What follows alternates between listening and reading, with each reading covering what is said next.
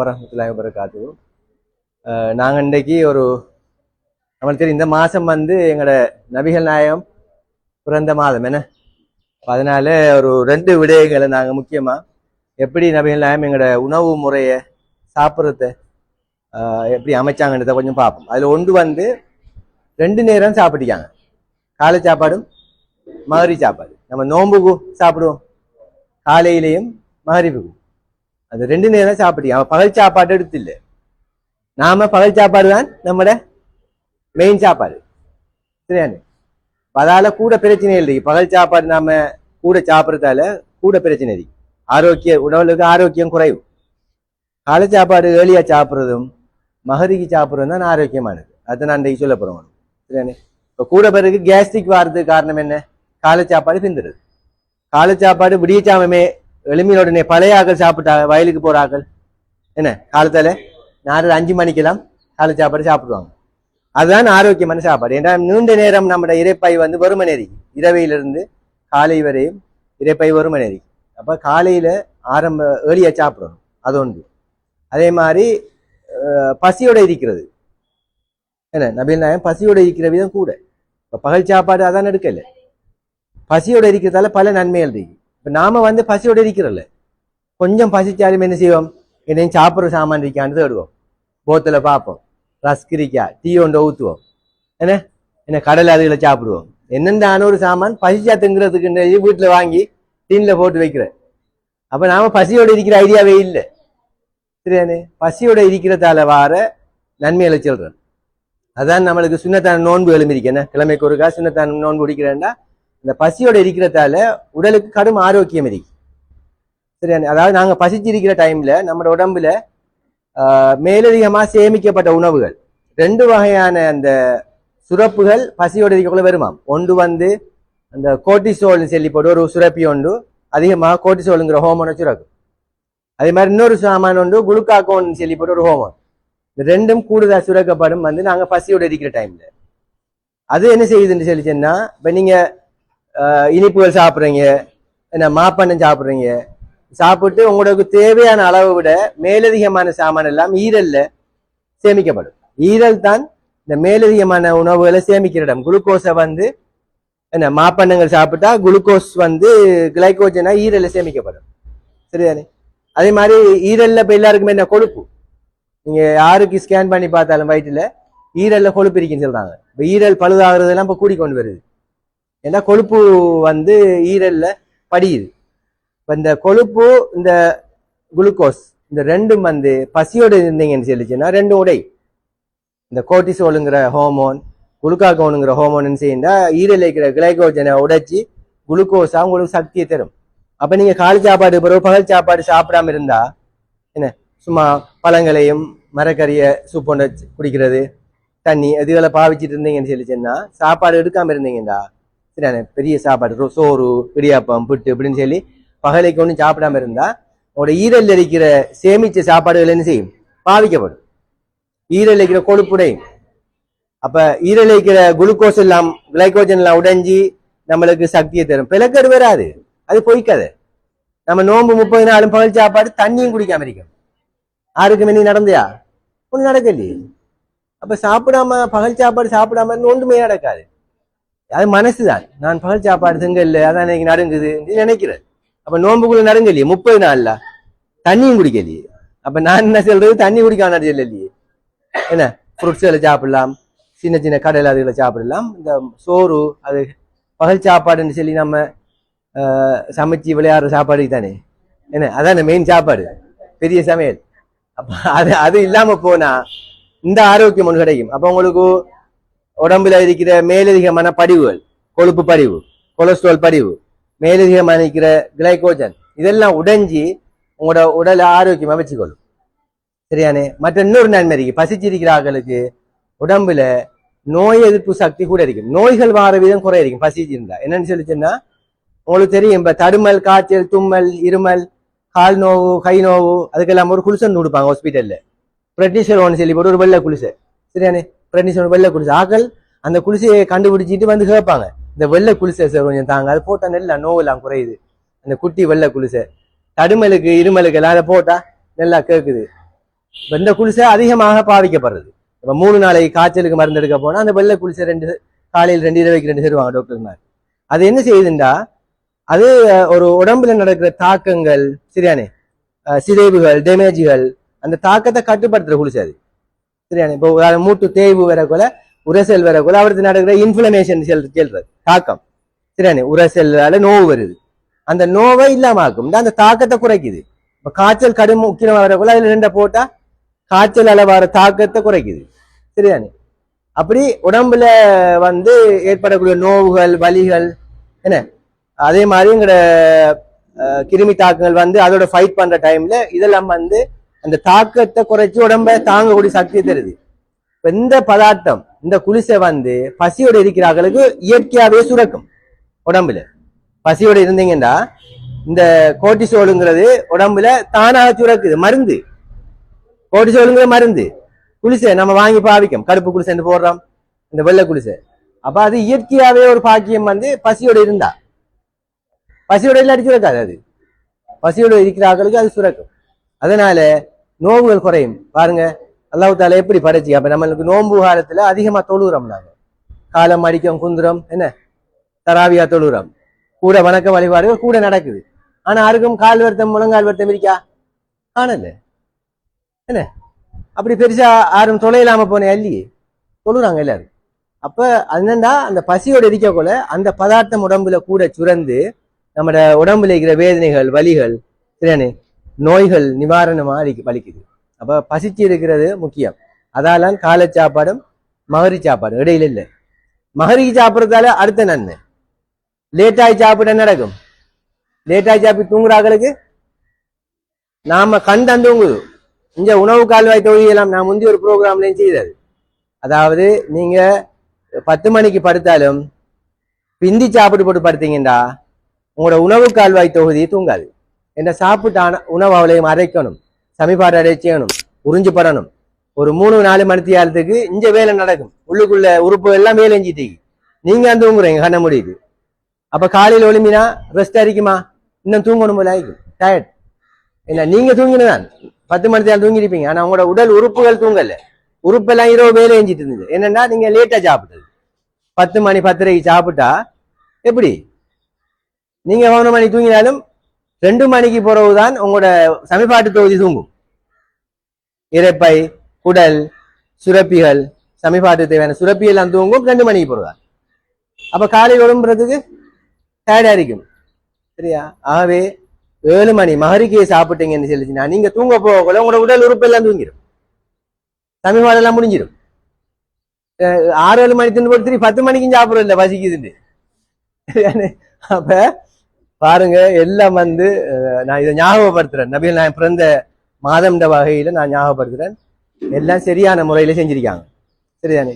அந்த 2 விடயங்களும் அதே மாதிரி வயிறு நிறைய சாப்பிடக்கூடாது. அடுத்த ஹதீஸ் வயிற்ற 3ஆ பிரிச்சு, ஒரு பங்கு என்ன நீர், தண்ணி, ஒரு பங்கு நீர், ஒரு பங்கு தான் சோறு, ஒரு பங்கு காத்து, இடம் இருக்கணும். போத்தல் நிறைய தண்ணி ஊற்றினா என்ன செய்யும்? குலுங்க கூட தொண்டையில வந்துடும். அதான் பாக்களுக்கு வருத்தம். என்ன நெஞ்சு பத்துது, தொண்டை எரியுது, கேஸ்டிக். யாரை கேட்டாலும் கேஸ்டிக் தான். சாயந்தரம் மருந்துல யாரை கேட்டாலும் மருந்து எழுதக்குள்ளே சொல்லுவா எனக்கு கேஸ்டிக் இருக்கு சார், இந்த சீனி வருத்தம் இருக்கின்ற கேட்டுக்கொள்ளலாம். ப்ரெஷர் இருக்கு, எனக்கு ஹார்ட் வருத்தம் எனக்கு இருக்கின்றது பரவாயில்லை. இது கேஸ்டிக் இருக்கின்றா அது ஒரு நோய் இல்லை. அது தொடர்ச்சியான நோய் இல்லை. அது கேஸ்டிக்ங்கிறது சும்மா இருந்தா ஒரு நாளைக்கு வரும். அந்த சப்பித்துங்கிற ஊழுசை அந்த பானியில குடிச்சா சரியாயிரும். இது என்னண்டா எனக்கு தொடர்ந்து கேஸ்டிக். இதுதான் காரணம். என்ன இடவு இல்லை, ஃபுல்லா சாப்பிட்டு தண்ணியும் குடி தஞ்சு வந்துடும். அதுக்கு மேல யோகட்டையும் திண்டு ஒரு வாழைப்பழத்தையும் திண்டா கபார்ந்து மேலாம் வரும். அப்ப கிளியலாமா? கிளியலாது. கிழிஞ்சா என்ன செய்யும்? மேலாம் வரும். அப்ப இப்படித்தான் இருக்கும், நிலை குத்தாரிக்கும் 4 மணி நேரம் இருந்து அவளை இறக்கினது புறம் கழியணும் சரிதானே. அப்ப வயிறு முட்டை சாப்பிடக்கூடாது. சாப்பாடு நாம என்ன செய்யறோம்னா அப்படி சாப்பிடுறோம். ருசி அரிக்கின்னு போட்டு சாப்பிடுறோம். சொதி நெல் அரிக்கின்னு இடியாப்பம் 16 போகுது. 6 இடியாப்பம் சொதி நெல் அரிக்கி ஊத்துப்பாடு சாப்பிடக்கூடாது. அப்ப சாப்பாடை நீங்க பசிற அளவுக்கு தான் சாப்பிடணும். ருசி அரிக்கின்னு போட்டு சாப்பிடக்கூடாது. சாப்பிட்றதால அந்த மேலதிக உணவால அவ்வளவு வருத்தம் வரும் சரியானே. ஆகவே நாம சாப்பிட்ற என்னத்துக்கு நம்மளோட கண் பார்க்குது, ஹார்ட் வேலை செய்யுது, சின்ன சின்ன வேலை, அதுக்கு தான் சாப்பிடணும். நாம போய் பெரிய வரம்பு செதுக்கி கொல்லி கொத்தி உடுப்பு கையால் கசக்கி கழுவி ஆட்டோ பிடிக்காம நடந்து போகிற கிலோமீட்டர் கணக்கில் இது ஒன்றும் கிடையாது. அப்போ நாம் சாப்பிட்ற உணவு வந்து அதுக்குரிய அளவு சாப்பிட்டா போதும். அவர் அசைவுக்கு ஏற்ற மாதிரி சிறிய அளவு சாப்பிட்டா போதும். அதிக அளவு இந்த மாப்பண்டம், சோறு, இடியாப்பம் குறைச்சிட்டு மரக்கறி அதுகளை சாப்பிடணும். இன்னைக்கு உணவு தட்டு பாருங்க, அரசாங்கம் உணவு தட்டு அழகான உடல் அமைப்புக்கு அளவாக சாப்பிடணும். இங்க இதுல வந்து அரைவாசிக்கு பாருங்க, அரைவாசிக்கு என்ன இருக்கு? மரக்கறி. பாருங்க எத்தனை வகையான மரக்கறி, 4 மரக்கறி இருக்கு. லேசா கிடைக்கக்கூடிய புரதம். பருப்பு கறி டெய்லி ஆக்குங்க வீட்டுல. பருப்பு லாபமானது, புரதம் இருக்கு, அதுல மலச்சிக்கலுக்குரிய நார்ச்சத்து இருக்கு. பருப்பு கறி சிங்களாக்கள் சாப்பாடு டெய்லி பருப்பு இருக்கு. அது புரதம், தானியம் புரதம். நாம விலங்கு புரதம் தந்துங்கிற ஆடு, மாடு, கோழி, மீன், இறைச்சி இதான் சாப்பிடுறோம். பருப்பால கேஸ்டிக் வரல. அப்ப சிங்கள ஜனத்துக்கு எல்லாம் கேஸ்டிக்கா வருது. இது கேஸ்டிக் எல்லாத்துக்கும் கொண்டு நம்ம அங்க கேஸ்டிக் அங்க ஓட்டிக்கோம். டைமுக்கு சாப்பிடாதாலாம் கேஸ்டிக் வர. வெண்ணெய் சாப்பாடால கேஸ்டிக் வரல. வெண்ணெய் சாப்பாடு செஞ்சு கேஸ்டிக் வரல. டைமுக்கு சாப்பிடாதால. டைமுக்கு சாப்பிட்றால் ஒரு கோழியை மொத்தமா பொறிச்சு தின்றாலும் கேஸ்டிக் வராது. டைமுக்கு திங்காதால் ஒரு முட்டை பொரியலை தின்றாலும் கேஸ்டிக் தான். ஒரு பெட்டிஷை தின்றாலும் கேஸ்டிக் தான். டைமுக்கு சாப்பிடாதால். ஆகவே கேஸ்டிக் வாரது வந்து அந்த பெட்டிஷை திண்டு ஒரு பொரியலை திண்டு வரல. காலை சாப்பாடு ஏழியா சாப்பிடாதாலும் வாரு. சரி, இங்க பாருங்க இப்படி இருக்கணும் உணவு தட்டு. வல்லார அல்ல ஒரு சம்பல் அல்லது ஒரு கீரை கறி, பீட்ரூட் கறி, இஞ்சால போஞ்சி, இஞ்சால பருப்பு, இஞ்சால மீன் துண்டு, ஒரு கிழங்கு, அரைவாசிக்கல கறி. இப்படி சாப்பிட்டா நம்மளுக்கு நித்திர வராது. பகல் சாப்பாடு அடிச்சா அசரத்தோடு எய்ம் இல்லை, நித்திராம்பு. அப்ப இப்படி சாப்பிட்டா உங்களை நீங்க எழும்பிடுவீங்க, உற்சாகமா இருப்பீங்க. ஆகவே உணவு தட்டு இப்படி இருக்கணும். இப்ப இப்படி சமைக்கிறதுக்கு விட்ட நேரம் இல்லை. அடுத்த பிரச்சனை இந்த 4 கறியாக்க நேரம் இல்லை பொம்பளைகளுக்கு. இதான் அடுத்த பிரச்சனை. அப்ப 4 கறி ஒரு கறி ஆக்கலாம். மெயின் கறி என்ன? கோழி, இல்லாட்டி இறைச்சி, இல்லாட்டி மீன், இல்லாட்டி முட்டை. இப்ப 4 கறி ஆக்குற பிரச்சனை. இப்ப 4 கறி எப்படி ஆக்குற? ஆக்க தேவையில்லை. 4 விட்டு கறி கோப்பம் மாறுங்க, விளக்க முடிஞ்சு. பக்கத்து வீட்டுக்கு ஒரு சுண்டலை கொடுங்க, அங்க இருந்து ஒரு மரக்கறி வரும். நீங்க இன்னொரு இடத்துல இன்னொரு கறியை கொடுங்க, அங்க இருந்து இன்னொன்று வரும். வந்தா 4 கறி. இப்ப இருக்கிற காலத்துக்கு அப்படித்தான் செய்யணும். ஏன்னா எல்லாரும் பிஸி. இப்ப பெண்கள் எல்லாம் வந்து படிக்க தோணிட்டாங்க. பழைய காலத்துல வந்து பெண்கள் வீட்டு இருந்தாங்க ஃபுல்லா, ஆண்கள் மட்டும்தான் தொழிலுக்கு போனேன். அப்ப பெண்கள் வீட்டு இருந்து 4-5 கறி ஆக்கினாங்க. என்ன இலக்கறி அந்த பக்கம் நேரம் இருக்கு, சின்ன மீன் வாங்கி வெட்டி கறியாக்க நேரம் இருக்கு. இப்ப வந்து பெண்கள் டீமும் வந்து வேலைக்கு போகுது. அதால வந்து உம்மம்மா மாதிரி தான் விட்ட வேலை. ஆகவே நாங்க இப்படி ஒரு செட்டப்பை செய்து என்ன ஒரு கறியை கூட ஆக்கி நம்ம சொந்தங்களுக்குள்ள கறி கோப்பை மாறக்குள்ள எப்படி நாம ஒரு 3-4 கறி எல்லாரும் சாப்பிடக்கூடிய செட்டப் கொண்டு வரும். மரக்கறிகளை மாறுங்க. மெயின் கறியை எல்லாரும் ஆக்கினாலும் என்ன, மெயின் இறைச்சி கறி, மீன் கறியை மெயின் ஆக்கினாலும் மரக்கறிகள் இருக்குதானே, அதுகளை வந்து கீரைக்கறி, மரக்கறி, இலக்கறிகளை வந்து 2 மாறுங்க. 2 பேருக்கு மாறினீங்கன்னா உங்களுக்கு 2 கறி வரக்குள்ள வந்து நம்மளுக்கு எந்த ஒரு சுமை ஒன்று வராது. அந்த அப்ப உணவு தட்டும் வந்து எல்லாம் கொண்ட ஒரு உணவா வரும்.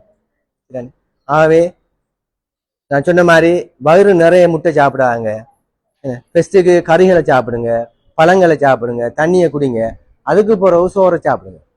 அப்ப சோறு எடுக்கிற அளவு குறைஞ்சிடும். கறிகள் அதிகமா சாப்பிடலாம். சரியானே? பெஸ்ட்டுக்கு தண்ணியும் குடிங்க. அப்ப உங்களுக்கு கூட சாப்பிட மாட்டீங்க. சாப்பாடை குறைக்கணும். இல்லைண்டா இப்ப இருக்கிற பெரிய சவால் இந்த கிளினிக்கிற நோக்கம் என்ன? தொற்றா நோய் கூட, ஆக்களுக்கெல்லாம் உடல் பருமன் கூட, சீனி கூட, பிரஷர் கூட, ஹார்ட் அட்டாக், கொலஸ்ட்ரால், திடீர் மரணம். அன்றைக்கு ஒரு மரணம், திடீர் மரணம். என்ன இப்ப நாம எவ்வளவு உலகத்துல எவ்வளவு விஷயங்களை தேடி சந்தோஷமா வாழணும்னு சொல்லி முயற்சி செய்து அந்த வாழ்க்கையை அனுபவிக்காமக்கு வேலியாவே நாங்க மரணிக்கக்கூடிய ஒரு நிலையெல்லாம் வருது. காரணம் வந்து அல்லாட ஏற்பாடுதான். ஆனா நம்மளுக்கு அறிவு இருக்குத்தானே. என்ன ஒரு காரணத்தோடான மரணம் பெறுது, சும்மா மரணம் பெறல. மாரடைப்புன்னு சொல்லி கண்டுபிடிக்காங்க, கொலஸ்ட்ரால் கூட. அப்ப அந்த உணவு தான் மெயின் காரணம். எங்களோட உடற்பருமன்களை வந்து அந்த உரிய அளவு கொஞ்சம் அளந்து செல்ற அந்த உடற்பருமனை குறைக்கணும். சரியான உடற்பருமன் வந்து நம்ம உயரத்துக்கு ஏற்ற மாதிரி உடற்பருமனை குறைக்கணும். நம்மட சாய்ந்த மரத்துல உடற்பருமன், மிகையான உடற்பருமன் தான் முதலாவது காரணியா இருக்கு. சரியான இந்த ஹார்ட் அட்டாக் வாரத்துல மிகையான உடற்பருமன் தான் முதலாவது, ரெண்டாவது சீனி, மூணாவது இதுக்கு ப்ரெஷர், மற்றது கொலஸ்ட்ரால் இப்படி வருது. அப்ப நாங்க எங்களோட உணவு தான் பிரதானம். இந்த நான் சொல்ற எவ்வளவு வருத்தம் என்ன உணவு என்ன உப்பு அளவு. இப்ப ப்ரெஷருக்கு பிரதான காரணம் உப்பு. நபிகள் நாயகம் ஸல்லல்லாஹு அலைஹி வஸல்லம் அவர்கள் உப்பு எப்படி பாவிச்சிருக்காங்க? சாப்பிட போடுறதுக்கு முதல்ல உப்பை தொட்டு நாக்குல படிச்சுக்கிட்டு சாப்பிட்டு முடிஞ்சதுக்கு பிறகு உப்பை தொட்டு வச்சு எவ்வளவு தான் உப்பு பேக்கு கணக்குல கரைச்சி ஊத்தி தொட்டு பார்த்து கறி உப்பெல்லாம் ஊத்தி சமைக்கல.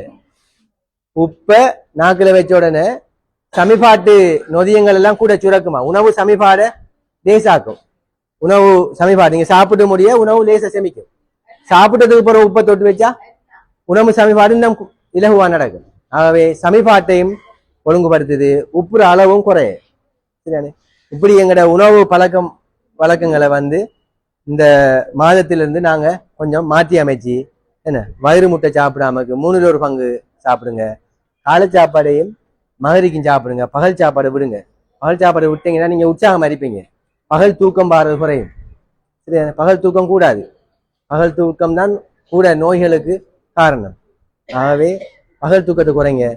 அப்படி தூங்குறாலும் லுகருக்கு முதல்ல உள்ள சின்ன தூக்கம், அந்த குட்டி தூக்கம் தான் தூங்கணும். ஒரு 30 நிமிஷம் 40 நிமிஷம் லுகர் தொழுகைக்கு முதல் உள்ள தூக்கம். ஆகவே அப்படி ஏலாட்டி சாப்பாட்டுக்கு பிறகு தூங்குற வேலை, அந்த பகலைக்கு தூங்குறது அது சரி வராது. அப்ப அது சாப்பிடாட்டி தான் தூக்கம் வராது. சாப்பிட்டா நித்திர வரும் கட்டாயம். பகல் சாப்பாடு சாப்பிட்றாங்க நித்திர வருது. ஆகவே அந்த பகல் சாப்பாடை விடுங்க. 2 நேரம் சாப்பிடுங்க. உங்களோட எல்லாம் குறையும். சீனி குறையும், ப்ரெஷர் குறையும், கொலஸ்ட்ரால் குறையும். உங்களோட உடம்புல நோய் எதிர்ப்பு சக்தி கூட வரும். சரியானே? நோய்கள் வார வீதம் குறைய வரும். இந்த கேட்டு விடைபெறுகின்றேன். இதை நீங்க பிராக்டிஸ்ல எடுக்கணும். அப்ப கேட்டு போய் திருப்பி மீண்டும் பழைய மாதிரி செய்யப்படா. இதை மாற்றி அமைக்கணும். கேட்டு பொறுமையா இருந்த விஷயங்களை செவிமடுத்ததுக்காக நன்றி கூறுகிறேன். இந்த விடயங்களை உங்களோட வீட்டை வாராக்களுக்கும் உங்களோட விஷயங்களை எத்தி வைக்க வேண்டும் என்று கேட்டு விடைபெறும். நன்றி. அஸ்ஸலாமு அலைக்கும். இது அனுப்பிடுங்க.